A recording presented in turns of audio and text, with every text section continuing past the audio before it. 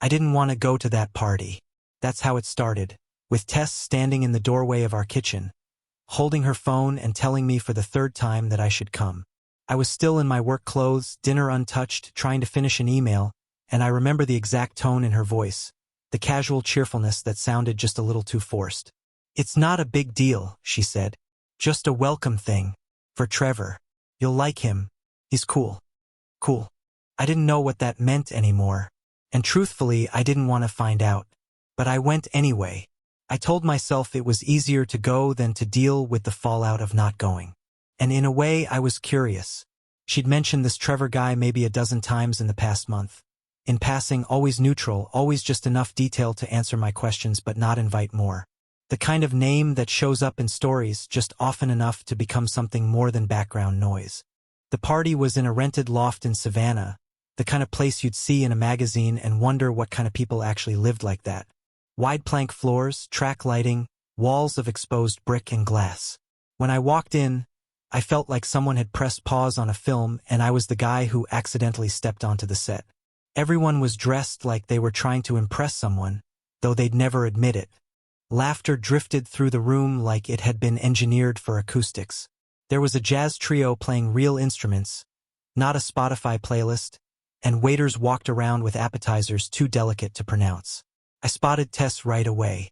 She was near the back, next to a small bar counter, holding a glass of wine and laughing, that high, polished version of her laugh she used in professional settings.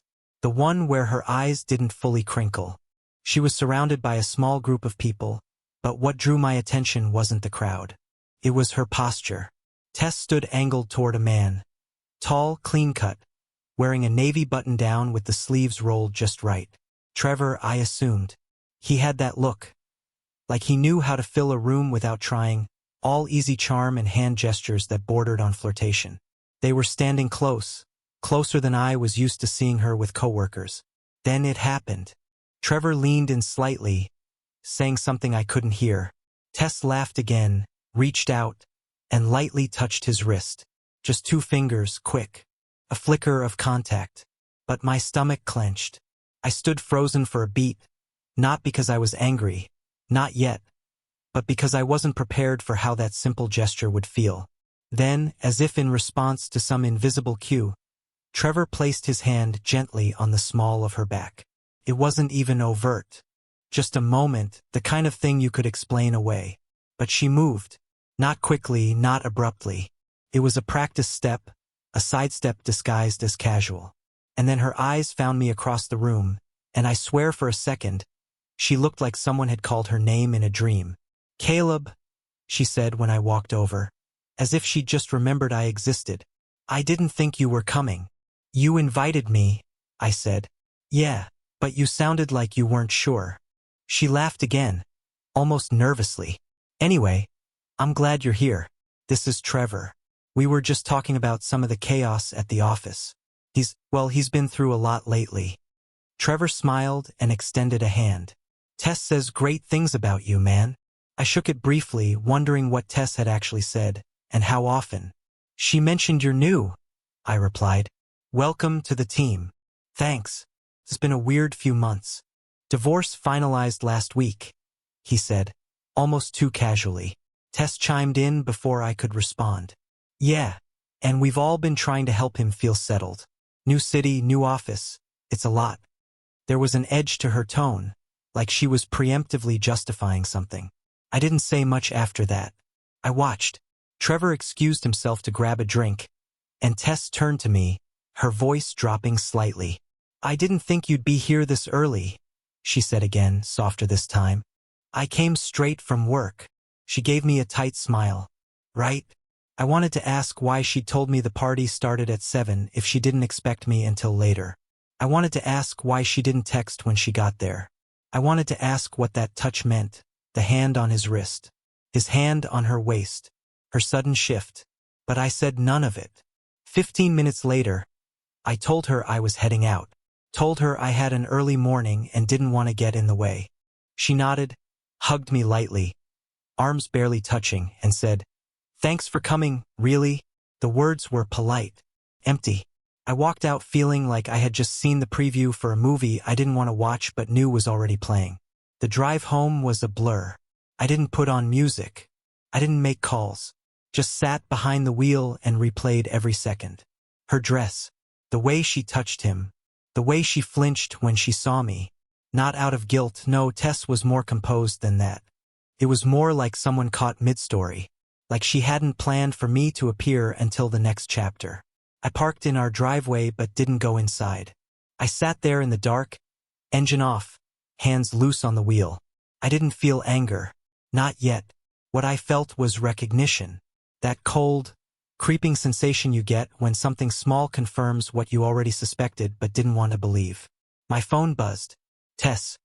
Where are you? You didn't even say goodbye. There was a period at the end. Not a heart. Not a smiley face.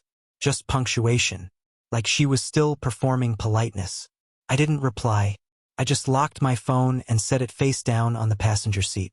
I sat there for a long time, because for the first time in our marriage, I realized something I never expected to feel about Tess. Distance. Not physical, emotional. Subtle. Calculated. Like she was trying to manage the optics of our relationship more than the relationship itself. And I didn't know what scared me more. The possibility of what might be happening behind my back, or how good she had become at hiding it. The morning after the party, I woke up before my alarm. Not because I was rested, but because my brain wouldn't stop playing the night on repeat. I stared at the ceiling, then rolled over to find the other side of the bed already cold. Tess was downstairs. I heard the faint hum of her electric toothbrush, the clink of her mug, the quick steps across the kitchen floor. She was moving like nothing happened. Like I hadn't seen the way her hand lingered on Trevor's arm. Like I hadn't caught that flicker of guilt in her eyes when I showed up earlier than expected. It wasn't the kind of thing you could bring up easily. Not without sounding paranoid. But something had shifted, and I couldn't ignore it anymore. She was dressed and out the door by 7:20. I came down a few minutes later to find a half-empty coffee cup, lipstick smudged on the rim, and a note scribbled on the counter. Don't forget to call about the gutters. Nothing else. No love you. No smiley face. Just another task to cross off a list. I sat in that silence, the kind of silence that doesn't feel peaceful, just empty. That's when I started thinking backwards. You ever notice how when you're suspicious of something, your brain starts replaying old scenes through a different filter? Suddenly every little detail becomes a clue. Every offhand comment, every unanswered text, every forgotten moment. It all stacks. Started about 2 months ago. Tess began leaving earlier in the mornings. She used to roll out of bed right before 8, hair still messy, holding her phone with one eye closed while sipping coffee. Now, she was up by 6:45, fully dressed, perfume trailing in her wake before the sun even touched the kitchen window. And it wasn't the same perfume. Her usual scent was warm, something soft and earthy. What she wore lately was sharper, cooler, the kind of smell you'd notice when someone brushed past you at a bar. I remember asking her about it one morning, casually, trying not to sound weird. New perfume, she shrugged. Just something I had lying around. Wanted to switch it up. It didn't feel like a lie. Not then. But now? I'd never seen that bottle before. Other things followed. She started coming home later, blaming traffic or last-minute meetings. I believed her at first. I even cooked dinner a few times, trying to help. But the food always got cold. She started calling me from her car instead of answering texts. Always too busy to type. Then there was the co-working space. Tess said she found this new place to work when she needed quiet. One of those modern, artsy spots with hanging plants and acoustic panels. She said it helped her focus. But she never mentioned the name. And when I asked, she'd get vague. It's just a little place near Midtown, she'd say, brushing past the subject. Not really worth the commute for you. One evening, I joked, maybe I'll come by sometime, take you to lunch. She paused just a second too long. Might not be the best day. It's kind of chaotic during the week. That was a red flag I didn't want to name yet. There were more signs. Subtle, but stacked together. They formed something I couldn't ignore. She stopped asking about my day. She stopped sending the mid-morning texts she used to send, the ones that said, "thinking of you," or a picture of the dog looking guilty. I didn't realize how much I missed those until they were gone. Instead, she became polite. That was the part that got me. She wasn't cruel. She didn't fight or yell. She was just efficient. Like everything between us had become a business arrangement. We had conversations about bills and groceries and scheduling, but nothing personal. Nothing real. I even tried to fix it. A few weeks ago, I planned a weekend away. Just the two of us. I found this quiet cabin outside Asheville, the kind of place she used to say she loved. Hiking trails, hot tub, no cell service. I booked it, printed out the confirmation, left it on her pillow. She walked in that night, saw it and said, "That's sweet, Caleb, but I've got 2 deadlines that week. Maybe we can move it to next month?" She never brought it up again. That's when I knew something was seriously wrong. Not just stress, not just work. Something deeper. Something she wasn't telling me. And still, I said nothing. Because part of me didn't want to hear the answer. Because when someone lies to you with a smile, it's easy to pretend it's still the truth. That morning after the party, I made coffee and sat by the window watching the rain streak down the glass. I noticed Tess had left her phone charger behind. She always took it, said the car charger was slow. But there it was, coiled on the counter like it had no place to be. I glanced upstairs. I knew her password. I'd never used it. Not once in 8 years. But the thought crossed my mind. And it scared me. Not because I wanted to invade her privacy, but because I suddenly didn't trust what I'd find. That afternoon, I worked from home, something I hadn't done in a while. The house was quiet, still, but it didn't feel peaceful. It felt tense, like it was waiting for something to break. When Tess got back around 6, she kissed me on the cheek, told me her day was a mess, and walked straight into the shower without taking off her earrings. I heard her humming in the bathroom. Not a tune, just noise. Like she needed to fill the air so I wouldn't ask anything. We didn't talk much that night. She made a salad and I reheated pasta. We watched a rerun of something we used to love, but she scrolled on her phone the whole time. I laughed once, at a line we always used to quote, and she didn't even look up. Later, in bed, she fell asleep turned away from me, one foot poking out from under the blanket.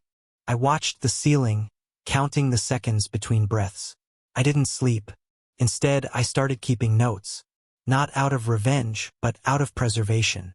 I started writing things down, noticing patterns, marking the days she said she'd be late, the nights she asked if I'd be working, the times she said she needed to recharge and went out by herself. I needed to know if I was going crazy or if something was happening behind the scenes. Because love isn't supposed to feel like walking on broken glass barefoot. And every day now, that's how it felt. I didn't plan on going back to that loft. The party, the awkward conversation, the way Tess looked at me like I'd shown up to the wrong event. All of it made me want to pretend the night never happened. But halfway through Saturday morning, while making coffee, I realized my coat wasn't hanging by the door. It must have been left on the 2nd floor, where they kept everyone's stuff. Tess had left early for what she called a strategy brunch with a coworker. She said it quickly, like the words were heavy, like they tasted wrong coming out of her mouth. Before I could ask who it was with, she was already grabbing her keys and heading out. So I drove to the loft by myself. The sky was gray, the kind of gray that feels low, like it's pressing the city down. I almost turned the car around twice, thinking I'd just buy a new coat and forget the whole thing. But something pushed me forward, not curiosity, but the kind of uneasy instinct you feel in your chest before you even admit to yourself that something is off. When I pulled up, the event reserved sign was still out front. The main door was propped open as staff cleaned up what was left of the party. Empty glasses, wilted garnishes, confetti smashed into the floor. The place looked tired, like it had lived a whole life last night and was recovering from it. I nodded at a staff member and made my way upstairs. The 2nd floor was quieter, just a long hallway with closed doors and a coat room at the end. I stepped inside, scanning the racks until I found mine. Dark gray, slightly wrinkled from being crammed between others. I grabbed it and was turning to leave when I heard something. A voice. A familiar voice. It came from behind a partially closed door across the hall. At first it sounded muffled, just a soft hum of talking. But I knew Tessa's voice instantly. The tone she used when she was relaxed, almost playful. A version she hadn't used with me in a long time. My heart started pounding, and for a moment, I told myself it wasn't her. Couldn't be her. She was supposed to be at brunch. She was supposed to be anywhere else. But instincts don't lie, not when they're this sharp. I moved closer, not enough to be seen, just enough to hear. At first it was only laughter. Hers. Then his. Trevor. I froze. Actually froze. My coat hung from my hand like a dead weight. I leaned slightly toward the door, enough to catch a clearer sound but not enough to open it. Her voice came through again. Soft. Too soft. Then a rustle. Movement. I heard something like someone shifting their weight against a table. Then, quick inhale. Hers. A low whisper. His. Then silence. Not real silence, the heavy kind. The kind that fills a room when two people are too close, breathing too carefully, speaking too quietly. Then Tessa's voice, barely above a breath. Stop, someone might walk in. Not fearful. Not resisting. Caution. A practiced kind of caution. My heart sank, not in a dramatic, cinematic way. It sank like something heavy slipping through my hands and disappearing into cold water. I felt suddenly aware of my own breathing, too loud in my ears. I pressed my back against the wall and closed my eyes. I didn't want to hear more. I didn't want to picture them. But I couldn't make myself move. Then the sounds came, soft, unmistakable, and asterisk mate. Not graphic, not loud, but unmistakably what they were. The small shift of bodies. The muffled laugh that didn't belong in a professional setting. The kind of quiet urgency that made everything else fade. I didn't burst in. Didn't slam the door. Didn't shout. My body went cold. Not numb. Just cold. Like my mind was trying to protect me from fully absorbing what I'd stumbled upon. I took one step back, careful not to make noise.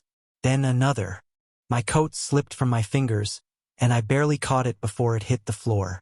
I walked away slowly, each step feeling like I was moving through thick sand. My legs wanted to collapse, but I kept walking because stopping would have meant thinking, and I couldn't do that yet. Down the stairs, through the empty loft, out into the parking lot where the sky had started to drizzle. I got into my car and sat in complete silence. The rain tapped lightly on the windshield, slow and steady, like a clock ticking. I rested my forehead on the steering wheel and let out a breath I didn't realize I'd been holding. I didn't cry. I didn't scream. I didn't fall apart. I just existed. Hollow. I thought about calling her, asking where she was, pretending I didn't know. But every version of that conversation was a lie waiting to happen. A script she would rewrite in real time. My phone buzzed in the console. I didn't look at it. I pulled out of the parking lot and drove home on autopilot, eyes wide open but mind somewhere far away. The road blurred in front of me, the rain turning everything into streaks of gray and white. By the time I reached our house, my hands were shaking. Not violently, but with small tremors I couldn't stop. Inside the kitchen, I didn't turn on the lights. I sat at the table, coat still draped over my arm, and watched the rain through the window. I replayed her voice in my head. Stop, someone might walk in. Not don't. Not no. Just not here. It was the kind of sentence that rewrites everything you thought you understood about your relationship. The kind that makes the past feel like it had been tilting for a long time, and you just didn't notice. Hours passed. I didn't move. When the front door finally opened close to midnight, I didn't even look up. She stepped inside, keys jingling, scent of her new perfume entering before she did. Caleb? She said, seeing me in the kitchen. Why are you sitting in the dark? I didn't answer. Not yet. Because now it wasn't about suspicion. It wasn't about jealousy. It was about truth, the kind you can't unhear, can't unfeel, and can't ever put back where it came from. And she didn't know that everything had already changed. When Tess walked into the kitchen that night, dripping umbrella in one hand, purse in the other, She looked almost startled to see me. Like I was the one who'd broken some unspoken rule by sitting in my own home in the dark. "Caleb?" she repeated, softer this time. "You scared me. Why are you up?" I still hadn't turned on the lights. The rain outside cast this faint bluish reflection on the tile, and honestly, I preferred the half-dark. It made everything feel a little less real, a little easier to hold without shattering. She stepped closer. "Are you okay?" The question hung between us like a string pulled too tight. Could have lied. I could have said I wasn't feeling well, or that I fell asleep in the chair. But the truth sat so heavy in my chest it felt like if I didn't let some of it out, I'd suffocate. So I asked, quietly, "Were you with Trevor tonight?" It was barely above a whisper, but I saw the impact immediately. Tess froze. Just a fraction of a second, a tiny hitch in her breath, the kind of moment you only notice when you're looking for it. She recovered almost instantly. "What? Why would you even ask that?" I didn't answer. Not yet. I wanted to see what she did with the question on its own. She set her purse down, took off her coat, and draped it over a chair. Everything deliberate, controlled. Then she turned and crossed her arms. Not defensive exactly, but bracing. "What's going on?" she asked. "You've been weird all week. Just tell me what you're thinking." I finally looked up at her. Really looked. And for the first time, I noticed how rehearsed her concern seemed. A version of empathy she'd learned somewhere, not something that rose naturally from her. So I said it. "I went back to the loft today." Her face didn't crumble. It didn't even flicker. Just a tiny tightening around her eyes, irritation, not fear. "Why?" she asked, voice steady. Too steady. "My coat," I answered. "Left it upstairs." She swallowed. "Okay. And? What are you trying to say?" I let the silence stretch. Pushed her quicker than any accusation. "Caleb," she said sharply, a crack finally forming in her tone. "Spit it out." I steadied myself. "I heard you." She blinked. Slowly.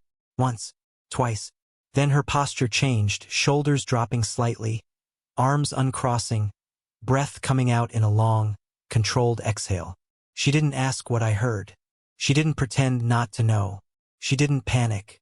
That, more than anything, made the floor tilt under my feet. "I don't know what you think you heard," she said, choosing her words like she was stepping through broken glass. "It wasn't a misunderstanding, Tess." She looked at me with something between frustration and pity, the kind you use on a child who's being irrational. "We were talking," she said carefully. "The team needed a private space to go over. Don't," I cut in, "don't lie to me in my own house." Her lip twitched, just slightly, and something inside her expression hardened. The concern vanished. The softness vanished. What replaced it was colder, calculating, almost mechanical. "Fine," she snapped. "If you're going to sit here and throw accusations at me, then at least tell me what exactly you think you heard." She already knew, but she wanted to see if she could control the story by controlling the details I offered back. I folded my hands on the table. "I heard enough to know you weren't having a work discussion. I heard you tell him someone might walk in. I heard the rest." Her jaw tightened. Then she switched tactics. "Oh my God, Caleb," she said, voice rising. "Are you serious? You're spying on me now? Listening behind doors? What is wrong with you?" There it was, the turn. The flipping of the script. The thing cheaters do in stories you read online. The thing you never expect to happen to you because it seems too manipulative, too obvious. "You shouldn't have been there," she continued, stepping closer. "You shouldn't have listened. That's invasive. That's controlling. If anyone acted out of line, it wasn't me." My chest felt tight. "Tess, stop. Stop trying to turn this around. I heard you." "No," she said sharply, pointing at me, eyes narrowing in a practiced glare. "What you're doing right now is ridiculous. You're jumping to conclusions, creating drama. If you start spreading this kind of nonsense—" "I'm not spreading anything. And if you try to twist this, or make me look like some kind of villain to my colleagues, because that's exactly where this is going, isn't it? Then I swear, Caleb, I will defend myself." The threat landed like ice water. Defend yourself from what, exactly?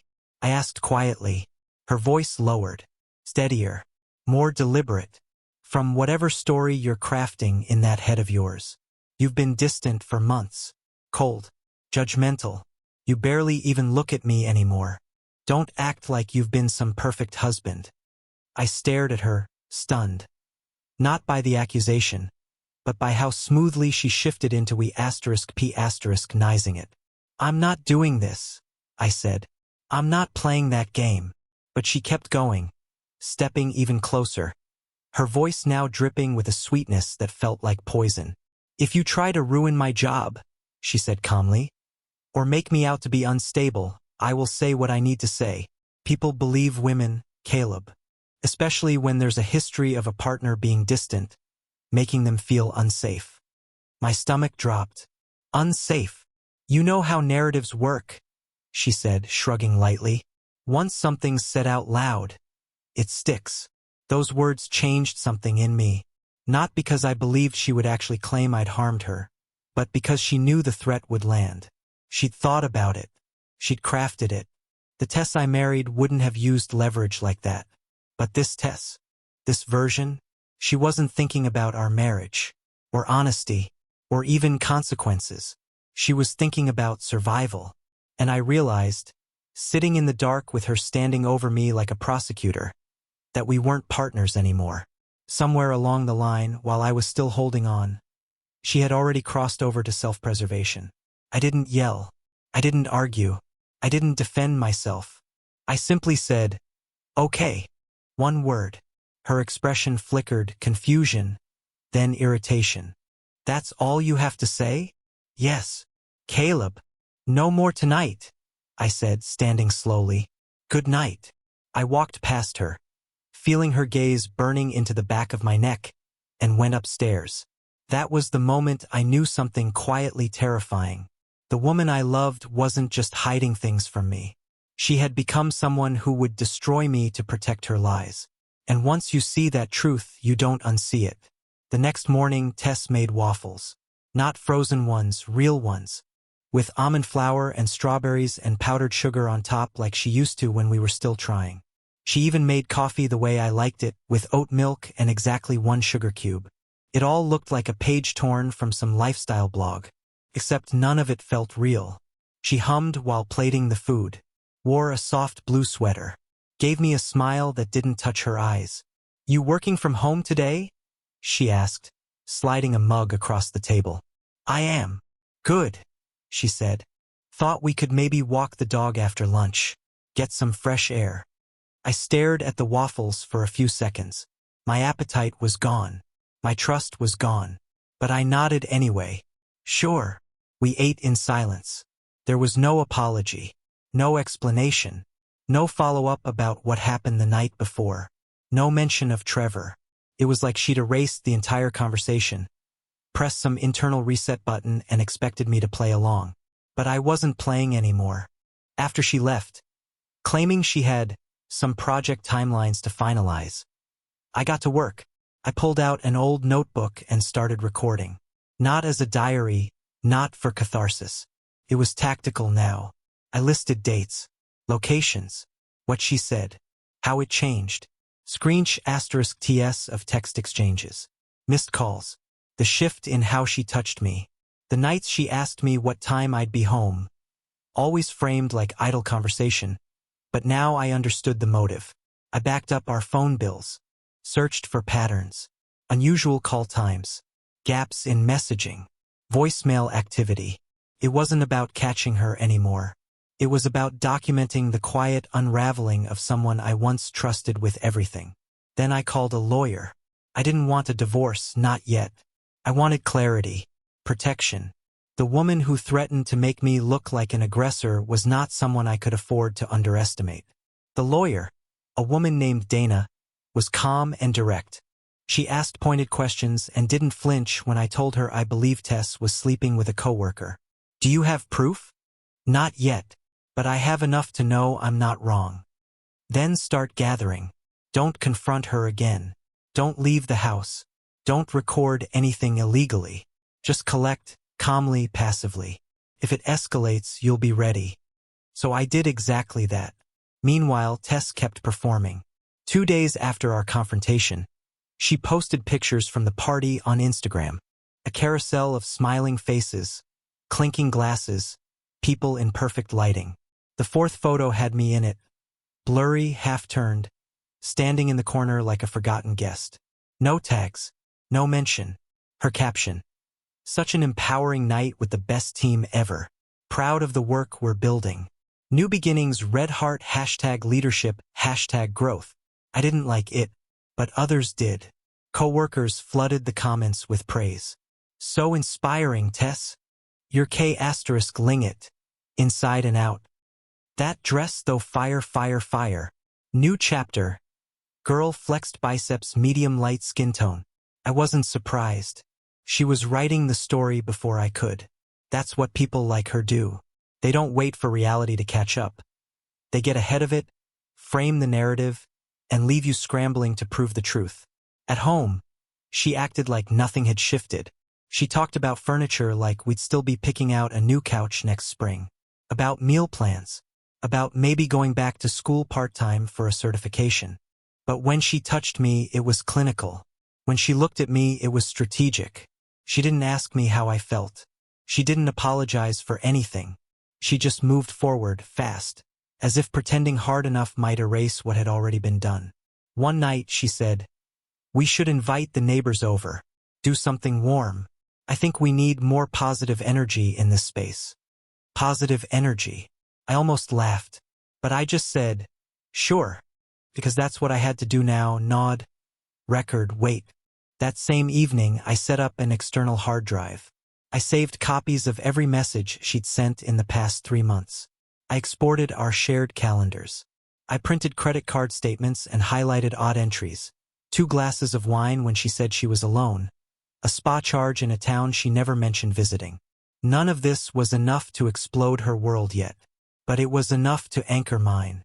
And quietly, I started telling people. Not with anger, not as gossip, but calmly, strategically.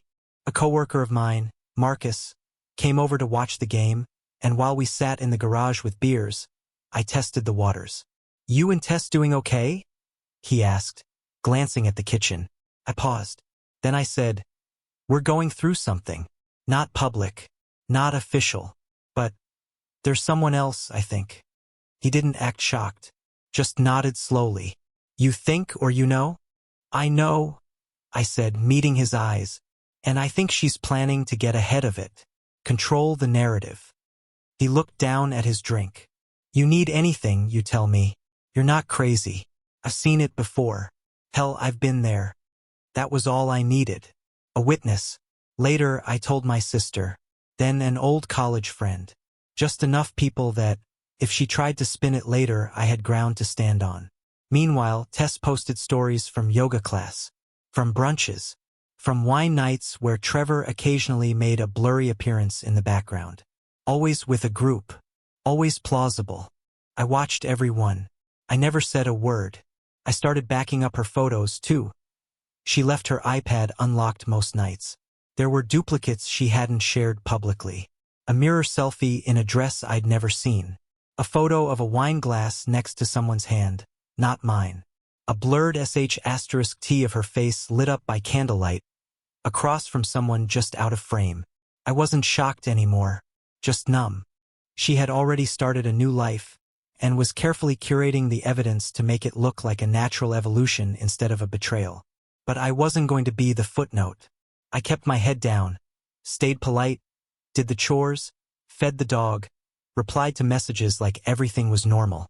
But I was preparing. Because when someone builds a false narrative, all you need is one undeniable fact to collapse it. A date, a timestamp, a witness, one pin pulled from the base of a pyramid. She was building an image. I was building a case. And when they finally collided, I knew exactly which one would survive. Lucas, a former intern, messaged me out of the blue. Said he had a recording, Tess and Trevor planning to stay on the same page and avoid getting caught. I met him. It was real. I gave it to my lawyer. HR got involved. Trevor was transferred. Tess was suspended. Her polished image began to crack. She panicked, threatened, begged, but it was too late. I had the truth. Her silence came fast and permanent. After she left, the house felt colder, but honest. No fake smiles. No late-night excuses. I went through every drawer, every file, clearing out the ghost of what we were. I wasn't angry anymore, just done. I didn't need revenge. I needed peace. For the first time in months, I slept through the night. Her betrayal wasn't the end of me. It was the beginning of never being lied to again. I finally felt free. Not happy yet, but free.